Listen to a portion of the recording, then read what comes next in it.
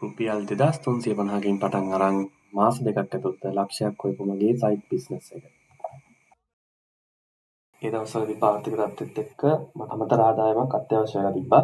මගේ අයිඩියා එක තිබ්බේ මොකක් හරි ප්‍රොඩක්ට් එකක් සෙල් කරන්න. මට හැබැයි මොකක්ද විකුණන ප්‍රොඩක්ට් එක කියලා අයිඩියා එකක් තිබ්බේ නැහැ. ඉතින් සුරාදා දවසක උදේම මම පිටකොටුවට ඇවිල්ලා හැම හරස් වීදියකම ඇවිත්තා මම. මොනවා හරි මට විකුණන්න පුළුවන් ප්‍රොඩක්ට් එකක් තියෙන්න කියලා. මොකද ගොඩක් කට්ටිය විකුණන්නේ නැති එකක් වෙන්නත් ඕනේ. කවුරු හරි විකුණනවා නම් අපිට ඒකට තරම් කරලා ඒකම අපි විකුණලා හරියන්නේ නැහැ. මම හැම හරස් වීදියකම ඇවිත්තා. අදටත් මගේ අතේ තියෙනවා ඒ දවස්වල බෙඩ්ෂීට් කඩවල් වලින් ගත්ත ප්‍රයිස් ලිස්ට් එකක්. මේ 90 බෙඩ්ෂීට් එක රුපියල් 800කට තියෙනවා සමහර කඩවල. සමහර ඒවා 950කට. මොකද දිනකොට පේමන්ට් එකේ විකුණන්න දාලා තියෙන බඩුත් පොඩ්ඩක් මම ඔළුවේ තියාගෙන ඒවයි ප්‍රයිස් උත් බලාගෙන තමයි හැමතැනම ඇවිත්තේ. මම යනකොට මම ඩෑම් ස්ට්‍රීට් එකේ ෂොප් එකකට ගියා. ඒ සෙල්ලම් බඩුයි, ගෙදරට අවශ්‍ය කරන උපකරණයි, ස්ටේෂනරි ඉසුයි මේ හැමදේම වගේ ඩිපෝමටියක් ඔළුව දාලා බැලුවා. ඉතින් ඔහොම ඇතුළේ බලනකොට පේමන්ට් එකේ රුපියල් 350ට විකුණන්න දාලා තිබ්බ වතුර බෝතල් මේකේ තියෙනවා හෝල්සේල් ප්‍රයිස් එක 220ට. මම මේ වතුර බෝතලේ ලංකාවේ ප්‍රමුඛ ප්ලේයර් රෙදි කඩේක දැකලා තියෙනවා රුපියල් 600 ගානක එකක් අනික 800 ගානට විකුණනවා. මේක පොඩ්ඩක් යයි වගේ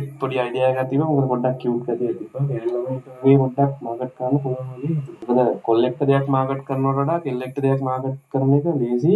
මොකද කොල්ලෙක් මොනවා හරි දෙයක් ගන්න හදනවනම් ඒක හදපු තැන ඉඳන් හැමදේම අහනවා. එතන විකුණනට වඩා කෙල්ලෙක් දැක්ක ගමන් ගන්න සීන් එක තියෙනවා. ඒකින් හින්දා මම කරපු වැඩේ මට දැන් සාම්පල් දාන්න ෆොටෝස් මොකුත් නැහැනේ. ඒ හින්දා හැම කලර් එකකින්ම මේ ඩිසයින් තුනක් තිබ්බා. ඩිසයින් තුනෙන්ම හැම කලර් එකකින්ම එක ගානේ ගත්තා. මට බෝතල් ටිකට ගියේ රුපියල් 2350යි. දැන් ගත්ත බොටල් සෙට් එක FB page එක දානවා නම් හොඳ ක්ලියර් ෆොටෝස් ටිකක් තියෙන්න ඕනේ. ක්ලියර් වීඩියෝස් ටිකක් තියෙන්න ඕනේ. ඒක කරන්න මගේ අතේ ඇත්තටම හොඳ ෆෝන් එකක් තිබ්බේ නැහැ. මම කරපු වැඩේ බෝතල් සෙට් එක ඔෆිස් එකට ගෙනල්ලා ඔෆිස් එකේ කෙනෙක්ට කියලා අසල ෆොටෝස් ටිකක් ගහගත්තා. තනි බොටල් එක ගානේ විකුණනට වඩා පැක් එකක් විදිහට වික්කොත් හොඳයි කියලා හිතුණා. මොකද එක බොටල් එකක් රුපියල් 450කට වගේ මම වික්කොත් එහෙම ඒතර කුරියර් චාර්ජ් එකත් 400ක් වටනොත් රුපියල් 850ක් වෙනවා ටෝටල් ප්‍රයිස් එක. ඉතින් එහෙම කවුරුත් පොඩි බොටල් එකක් ගන්නෙ නෑනේ. ඒකින්ද මම කරපු වැඩේ බෝතල් තුනක් 1200යි කියලා තමයි මම පෝස්ට් එක දැම්මේ. එහෙම පෝස්ට් එකක් දාලා B එකේ ඩොලර් එක ඇඩ් එකක් රන් කරා. දවල් දෙකට විතර වගේ මම ඇඩ් එක දැම්මේ. දාලා ඉතින් හිටියා අවසාන විතර වෙනකන් කිසිම මැසේජ් එකක් ආවේ නෑ WhatsApp එකට.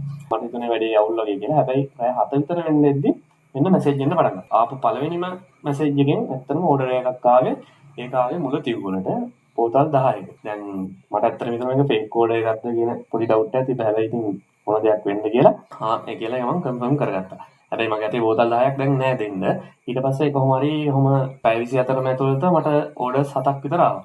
මගේ අතේ හැබැයි බෝතල් නෑ එච්චර දෙන්න. ඊට පස්සේ කරපු වැඩේ කවුදා ආයේ මම හවස කොටුවට ගිහිල්ලා මට ආපු ඕඩර්ස් ටිකට බොටල් ටිකක් අරන් ආවා. මම එතකොට කැෂ් ඔන් ඩෙලිවරි රෙජිස්ටර් වෙලා ඉතින් කූඹිය රිවර්ල් එකේ ඉතින් බොටල් ටික ගන්න ලස්සනට පැක් කරලා කූඹියකට හෑන්ඩ් ඕවර් කරා. කොහොම තමයි මම බොටල් ටික විකුණන්න පටන් ගත්තේ. දැන් මගේ කස්ටමර් බේස් එකේ ඉන්නේ ඇත්තටම ගෑනු ළමයිනේ. දැන් මම උතන බෝතල් ටිකේ වීඩියෝ කරොත් එහෙනම් මගේ කටහඬ දාලා පොඩ්ඩක් වැඩි ඒ හින්දා මම කරන්නේ ගර්ල් ෆ්‍රෙන්ඩ් වගේ නලා එයාලවව වීඩියෝස් ටිකක් කරගත්තා. ඒ වීඩියෝස් 20ක් විතර කරගත්තා.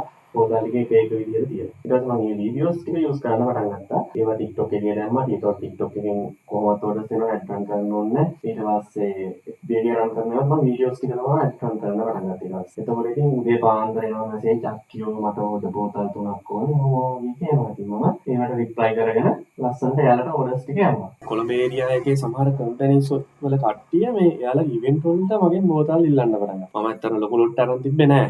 පොඩි ඒ කියන්නේ මට ඕන ඕඩර්ස් ටිකට හරියන්න තමයි මම අරන් තිබ්බේ. මගේ පළවෙනි ඕඩර් උනේ පිළියන්දල පැත්තේ එක කම්පැනි එකකින් බෝතල් 150ක් ඉල්ලුවා. මම ඉතින් බාරගත්තා. එයාලා ඩිස්කවුන්ට් එකක් දෙන්න කිව්වා. ඉතින් මම 380 ගානේ තමයි දුන්නේ. හැබැයි ඒතර මම බෝතලයක් ගත්තේ 165 බෝතලෙන් තමයි ඉල්ලුවේ. ඉතින් මම 380 ගානේ බෝතල් 150 දුන්නා. ඔහොම යනකොට කෑගල්ලේ කෝලෙකට බෝතල් 120ක්. ඒක මම බයික් එකේ බැඳගෙන තමයි කොළඹ ඉඳන් ගෙදර ගෙනිච්චේ. මම මේ වීඩියෝ එක දැම්මේ ඔයාලටත් එතකොට අයිඩියා එකක් ගත්ත හැකි. ඒ කියන්නේ තව කෙනෙක් කරන දෙයක් කරන්න ඕනේ නැහැ. සමහර වෙලාවට ඒගොල්ලෝ කවුරුත් හිතන්නේ නැති පොඩි අයිටම් එකකින් අපිට ලොකු ලාභයක් යන්නේ. දැන් අපි රුපියල් 2000ක අයිටම් එකක් අරගෙන ඒක රුපියල් 500ක් තියන් විකුණලා ලාභෙයි අපි රුපියල් සමහර විට 200ට ගන්න එකනොත් අපිට ඊට සමාන ලාභයක් ගන්න පුළුවන්. ඔයාලා දැන් මේක බලලා හැමෝම බෝතල් විකුණන්න පටන් ගන්න එපා.